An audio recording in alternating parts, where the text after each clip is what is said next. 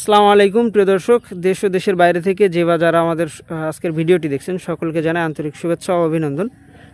আজকের ভিডিওটা একটু স্পেশাল, বিশেষ করে আমার জন্য, যেহেতু আমাদের নতুন একটা প্রজেক্ট আমরা চালু করতেছি। আর এই যে চারা রোপণ করা দেখতেছেন, এটা একেবারেই নতুনভাবে এখন রোপণের কাজ চলতেছে।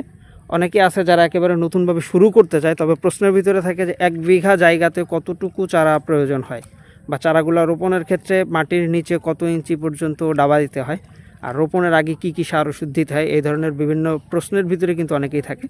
তা বেশ কিছু ইনফরমেশন আজকে সরাসরি আপনাদেরকে দেওয়ার জন্য চেষ্টা করব। এই যে দেখতেছেন আমার আব্বু আর ওই পাশে আমার ভাই চারা রোপণ করতেছে। এখানে একটা গাছ থেকে একটা গাছের যে দূরত্ব, এটা মাত্র 18 ইঞ্চি দিতে হবে। আর এইভাবে করে যে লম্বা লাইন হবে, একটা লাইন থেকে পরবর্তী লাইনের যে দূরত্বটা, এটা দিতে হবে 27 ইঞ্চি পর্যন্ত। 27 ইঞ্চি বা 18 ইঞ্চিতে আমাদের চারাগুলো রোপণ করা হয়।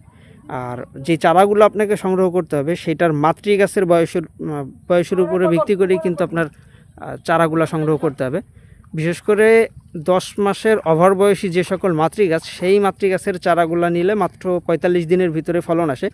আর যদি এর থেকে কম বয়সী মাতৃগাছের চারা আপনি রোপণ করেন, সেক্ষেত্রে কিন্তু ফলনটা পিছিয়ে পড়বে। আর সার ওষুধ দেওয়ার যে নিয়মকানুনগুলো, যাবতীয় সকল কিছু আমাদের চ্যানেলের ভিডিওর মাধ্যমে আপলোড করা আছে, ইনশাল্লাহ দেখে নেবেন।